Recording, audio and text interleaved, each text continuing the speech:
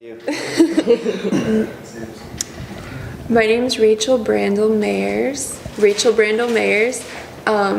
Can you ask me each of those as each question? Sure, yeah. Sorry, I just can't remember everything.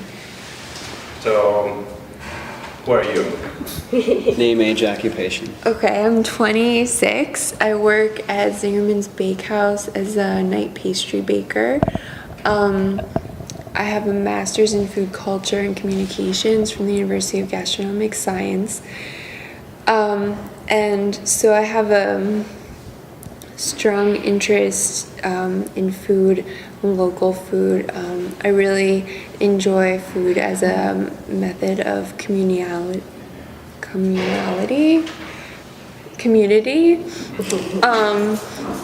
And so food is really important to me, and I think I grew up with it, and I've always really loved to cook.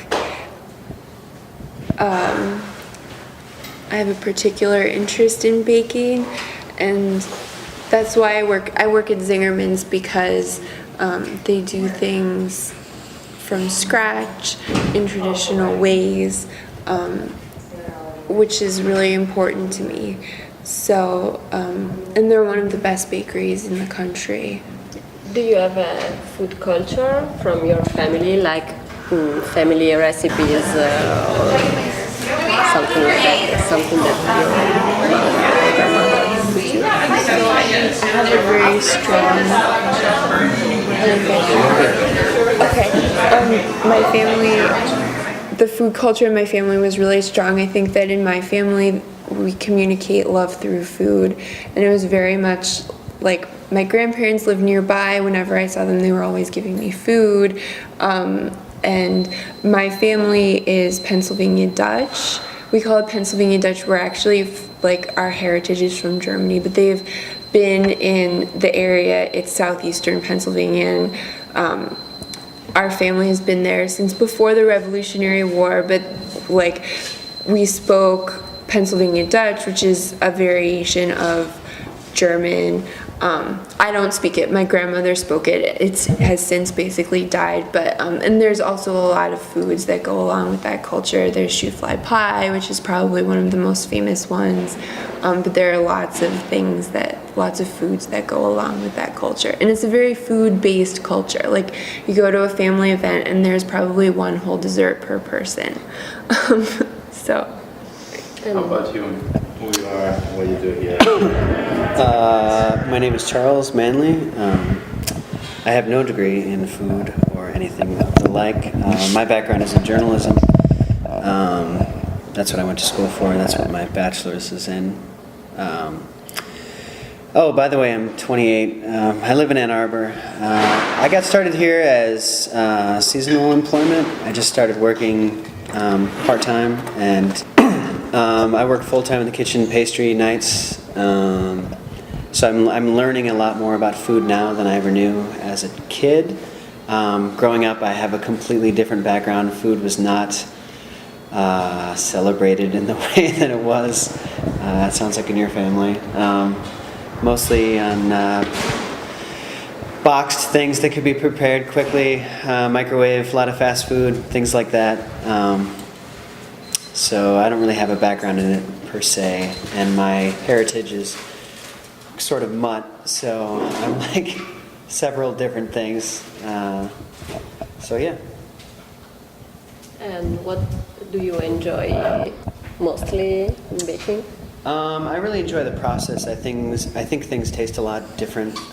Like she was saying, we do things in the old methods, the old processes. I worked just a day ago. I spent an hour working in bread. I'm normally in pastry, but just the way that we do things is pretty much the oldest technological way of doing it. It's if you've got machines now that roll your bread for you, we roll them by hand. The ingredients are all pretty basic. We don't use additives or anything like that. So if you leave something out, it's probably going to get really stale really quickly in the way that it used to. I've heard it described as a lot of our recipes are sort of the way that poor people used to make them, a couple hundred years ago. So I think it's really getting back to the roots of the way food should be. So you enjoy this kind of food even if you don't have a background? Immensely, yes. I can appreciate it. I didn't start to appreciate it until I started working with it. So instead of having a background in it and sort of always being used to it, I didn't really know anything about it until I came here. But I felt like I learned a lot from being here and from working here. So I would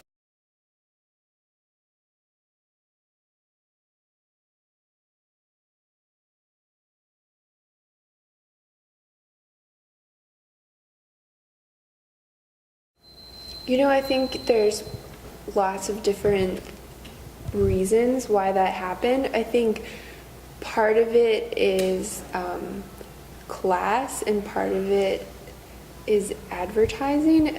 I mean, you see this just in the difference between whole grain and and white bread, and how when the poor people were eating whole grain bread, it became chic for rich people to eat white bread because it was more expensive, because it required more refining, and so then white bread was kind of the bread of stature, and then I think that sort of got taken to an extreme, and I think it also has to do with a lot of the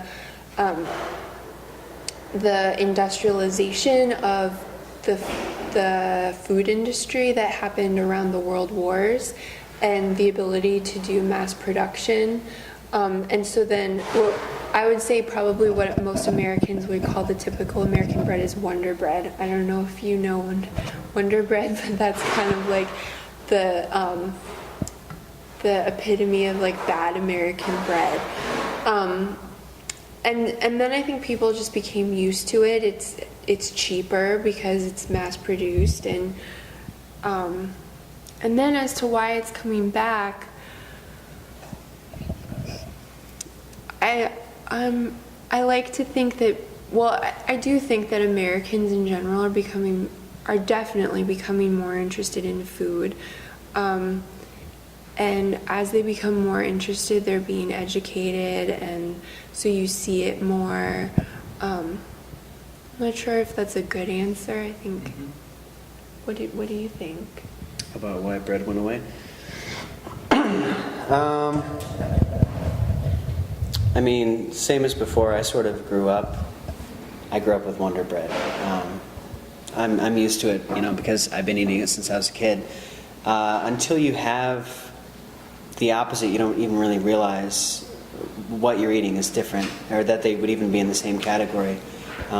Once you've had real bread for the first time, it's like a totally different experience. It's like never having eaten eggs your whole life and having eggs for the first time. As to why it's coming back, I think the same people who thought it was chic to start eating white bread are now thinking it's sort of chic to eat artisanal products. So things that are homemade, things that you can't get everywhere, things that aren't mass produced. There's also a big food movement right now. I don't think it's ever going to eclipse the entire country and we're all just going to start eating really good bread. But I mean, it's definitely building momentum in the sense that there are a lot more people interested in it now, and companies like this that make good bread in the old ways and the old methods are finding success at it. And I mean, the business has grown since it started 18 years ago. It just keeps getting bigger and bigger. So there's enough people, pushing this to make it work. So. Have you seen main companies changing, like large-scale production company and make bread, trying to catch up and make better bread, or they still keeping the same production and trying to? In terms of, you mean like diversification of products? Increasing the quality of the product as well. I think the mainstream, I don't think Wonder Bread is going to start trying to come out with an artisanal line. You certainly see a lot of companies, La Brea Bakery is one, and there are a couple that sell their loaves par-baked, and it's mass-produced par-baked bread that they ship to grocery stores, which then the grocery stores can bake the rest of the way and sell as freshly baked artisanal loaves. So I think that that's happening.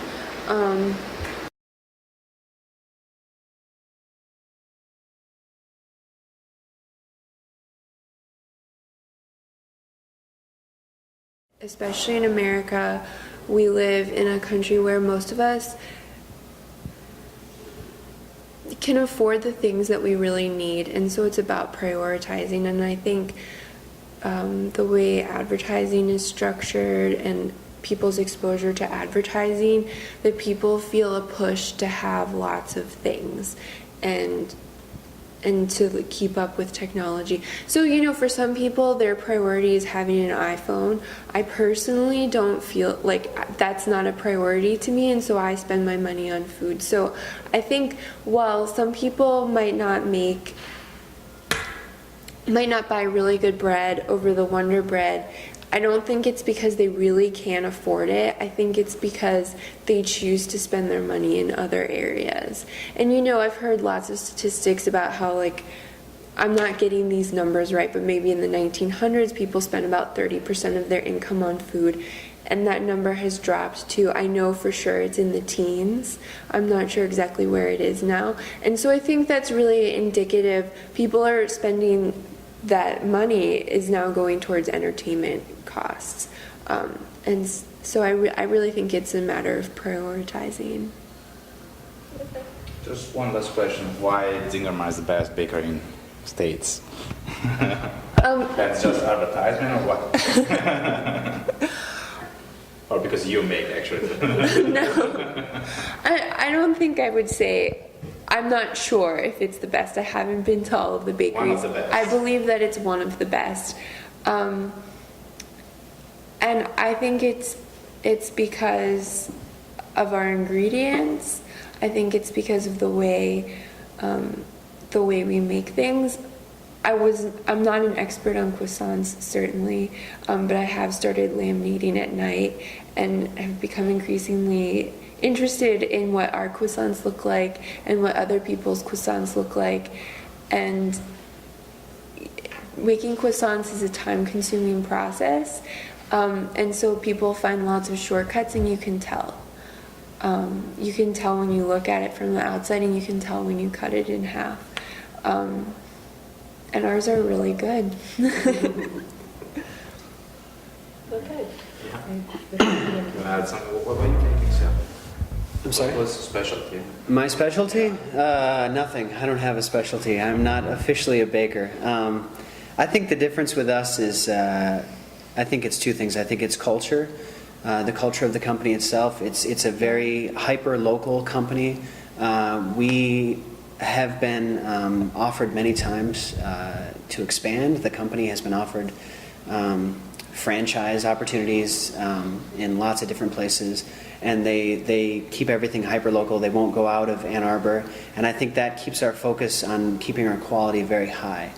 And I think as soon as you try to mass produce or duplicate a process that you've created and you have different people, it can sort of get lost the farther out it goes. So I think being hyper-local and being really focused on being local is one thing, and I think the ingredients and the processes are just good. I mean, you can it's cheesy, it's the saying of the company, but you can taste the difference. I mean, you can explain it all you want, but if you just try something, like, you can really taste the difference.